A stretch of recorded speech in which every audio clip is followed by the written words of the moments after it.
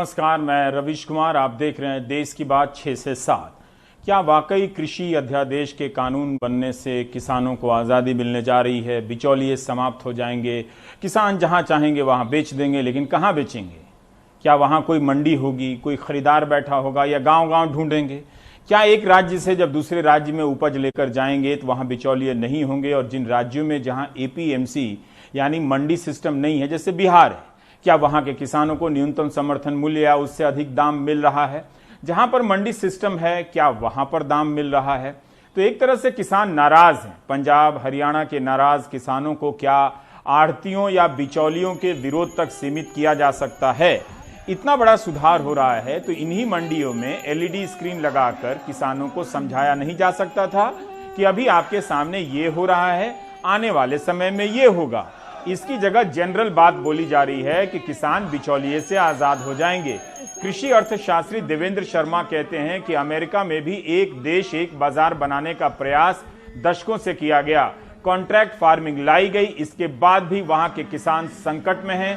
America के किसानों की आमदनी लगातार घटती जा रही है, उन्हें सब्सिडी देनी पड़ती है। भारत में 6% किसानों को ही न्यूनतम समर्थन मूल्य का लाभ मिलता है। 94% किसान खुले बाजार में अपना माल पहले से ही बेच रहे हैं। तो ये सुधार क्या हुआ? क्या उन्हें ओपन मार्केट में बेचने से कोई लाभ हुआ है? कोई डेटा है? क्या वे घाटे में हैं? क्या वे फायदे में हैं? जीएसटी के समय भी कहा गया कि इससे जीडीपी बढ़ जाएगी, क्या बढ़ गई? बातों में सुनहरे ख्वाब होंगे और झड़ रहे हैं सर के बाल होंगे। लोकसभा में विधेयक पास होने के बाद विपक्षी दल आक्रामक हो गए। पहले से होना चाहिए था। किसान सड़क पर प्रदर्शन कर रहा है और विपक्ष के नेता ट्विटर पर एक्टिव हैं। राहुल गांधी ने ट्वीट करते हुए कहा है कि मोदी जी ने किसानों की आय दुगनी करने का वादा किया था, लेकिन मोदी सरकार के काले कानून किसान, खेतीहर मजदूर का आर्थिक शोषण करने के लिए बनाए जा रहे हैं। ये जमींदारी का नया रूप है और मोदी जी के कुछ मित्र नए भारत के जमींदार होंगे। प्रधानमंत्री ने विपक्ष के आरोपों का जवाब दिया है। उन्होंने भी ट्विटर पर कहा है कि दुष्प्रचार किया जा रहा है कि सरकार के द्वारा किसानों को एमएसपी का लाभ नहीं दिया जाएगा। ये भी मनगढ़ंत बातें कही जा रही हैं कि किसानों से धान, गेहूं इत्यादि की खरीद सरकार द्वारा नहीं की जाएगी। जब की जाएगी तो फिर नया सुधार क्या है? वैसे प्रधानमंत्री कहते हैं ये सरासर झूठ है, गलत है। पीएमओ इंडिया के पेज से ट्वीट किया गया है कि किसानों को अपनी उपज देश में कहीं पर भी किसी को भी बेचने की आजादी देना बहुत ऐतिहासिक कदम है।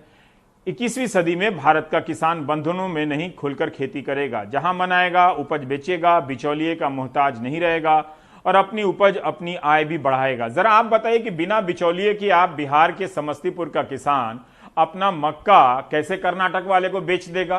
किस रास्ते से बेचेगा? तो एक तरह से सारी चीजों को देखना पड़ेगा। बहरहाल प्रधानमंत्री कहते हैं कि जो लोग इसका विरोध कर रहे हैं वो किसानों को अनेक बंधनों में जकड़ कर रखना चाहते हैं, बिचौलिए का साथ दे रहे हैं और किसान, जो लोग किसानों की कमाई को बीच में लूटते हैं। देखिए, हम शुरू से कहते रहे हैं कि एनडीए की जो सरकार है, ये लोग किसान विरोधी हैं, ये लोग मजदूर विरोधी हैं, ये लोग गरीब विरोधी हैं।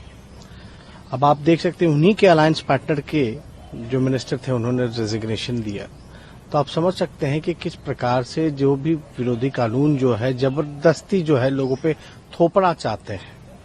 उस वजह से ये डिफरेंसेस तो उनके एनडीए में भी दिख रहा है कि ये कानून जो है पूरी तरीके से ये किसान विरोधी कानून है। प्रधानमंत्री जी ने भी कल कहा है कि ये किसानों की तरक्की के लिए है।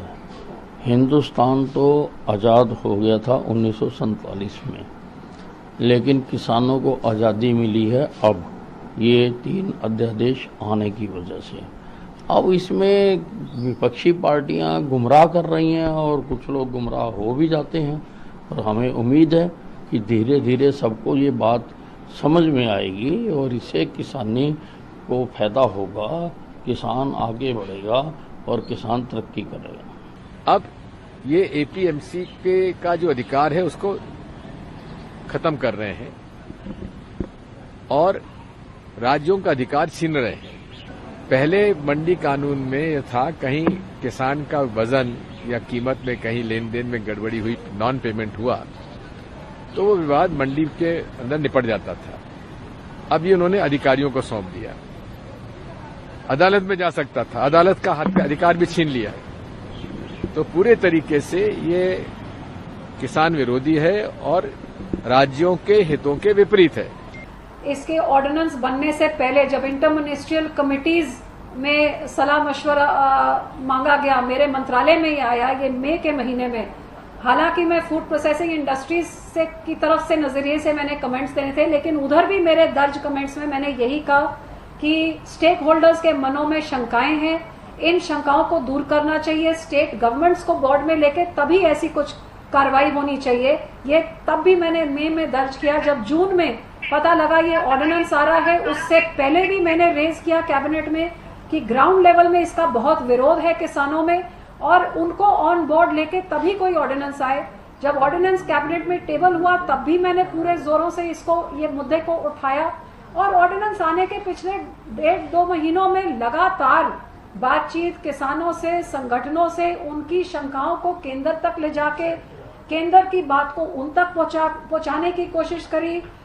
तोमर जी की उनसे मुलाकात भी कराई, लिखत में भी ले लिया। ये सारी कोशिशों के बावजूद जब ये क्लियर हो गया कि तोमर साहब की बातों में या मेरी बातों में उतना विश्वास नहीं रहा किसानों का कि वो कोविड की डर को छोड़ के आज सड़कों पे उतरे हुए हैं, ये लगातार हाई कमांड से लेके हर लेवल पे मैंने ये भेजा कि आप इसको सिलेक्ट कमेटी में भेज दीजिए, इनको बुला के सुनवाई करके तब आप इसको पार्लियामेंट में लेके आइए। लेकिन जब ये पार्लियामेंट में ये एजेंडा में आ गया तब क्लियर था कि मेरी पार्टी इसको सपोर्ट नहीं कर सकती और ये पार्टी का सपोर्ट नहीं है तो एक किसान की बेटी होने के नाते किसान जिन्होंने मुझे संसद तक भेजा है, मैं उस कानून का हिस्सा नहीं हो सकती।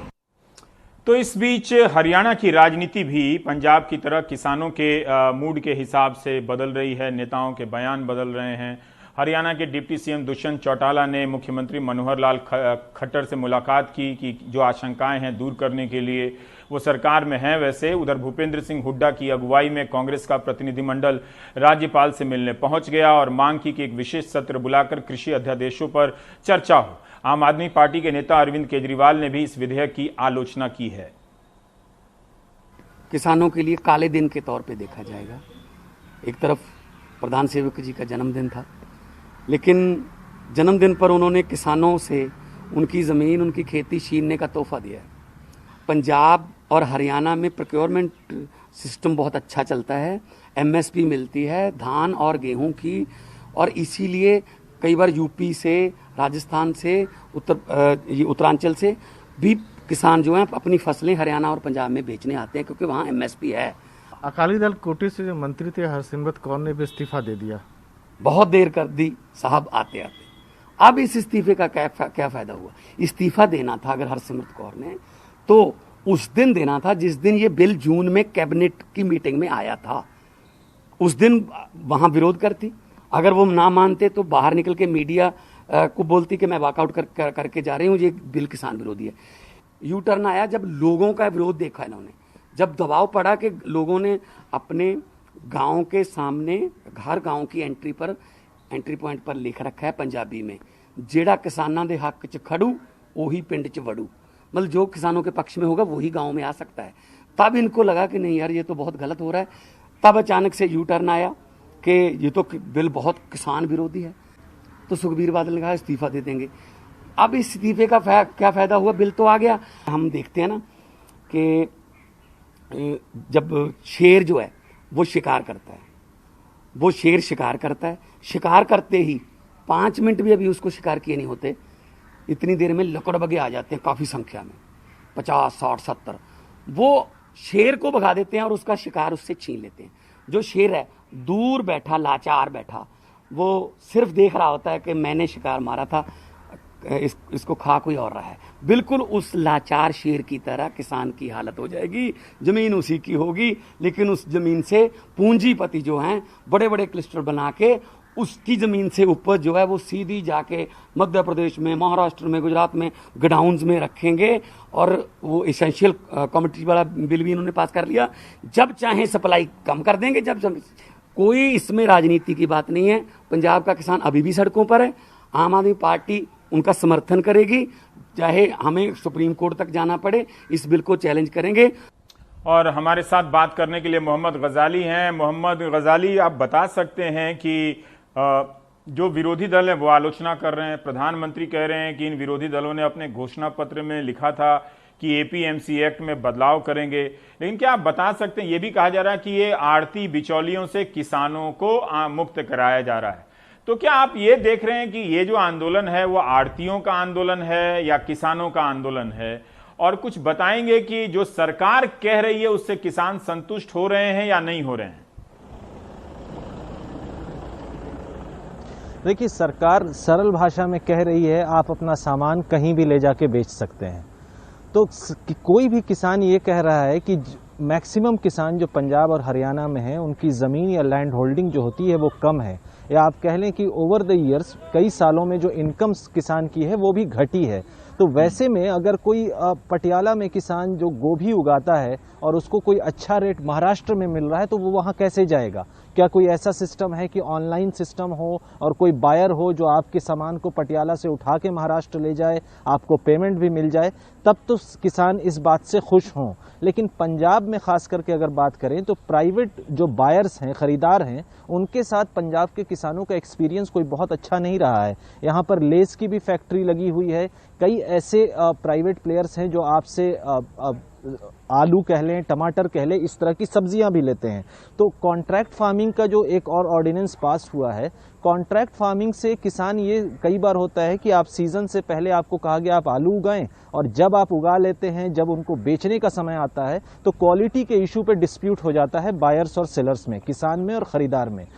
इन सबके अलावा किसानों की सबसे बड़ी चिंता ये है कि एक एमएसपी सिस्टम है, एक गांव की मंडी है, वहां आप सबको जान रहे हैं, जहां और वहां पर आपकी जानकार के लोग हैं या ऑफिशियल्स हैं जो हर साल आपकी सहायता करते हैं उस फसल को बेचने में। खरीदार सरकार होती है, तो अगर वहां पर कुछ डिस्प्यूट होता है तो आप सरकार को पकड़ सकते हैं, आप आंदोलन करते हैं, धरना देते हैं। और ये इतना वेल ऑयल्ड मशीनरी है प्रोक्योरमेंट की पंजाब और हरियाणा में कि लोग जो हैं चाहे जितने भी इसमें लूप होल्स हों, एमएसपी पे 48 घंटे के अंदर, 72 घंटे के अंदर पेमेंट किसानों को मिल जाती है। और इससे आड़तियों का जो बात दूसरे क्रिटिक्स कह रहे हैं कि आड़तियों के हटाने के लिए ये लाया गया है, तो ये वो बात हो गई कि आपके नाक पर मक्खी बैठी है तो आप नाक काट दें। इससे सिर्फ एक फायदा ये होगा कि हाँ, आड़ती हट जाएंगे, लेकिन क्या जो प्राइवेट प्लेयर्स के साथ आप डायरेक्ट इंगेज करेंगे तो क्या उसमें बिचौलिए नहीं रहेंगे? और अभी किसानों का कहना यह है कि एटलीस्ट जिन आड़तियों के साथ इनका कई सालों से रिश्ता है, रिश्ता इन द सेंस कि कैश फ्लो के लिए डिपेंडेंट होते हैं, तो उनको डील करना आसान है बनिस्बत की नए प्राइवेट बायर्स के। बहुत बहुत शुक्रिया मोहम्मद गजाली जानकारी देने के लिए। हमने इस पर लगातार गजाली और अन्य सहयोगियों की रिपोर्ट के साथ देश की बात में बात की है। देवेंद्र शर्मा के साथ तब बात की है जब ये विधेयक आया था प्राइम टाइम में, अब तो काफी हंगामा हो रहा है। विपक्ष के लोगों को तभी देख लेना चाहिए था कि इसमें क्या है क्या नहीं है।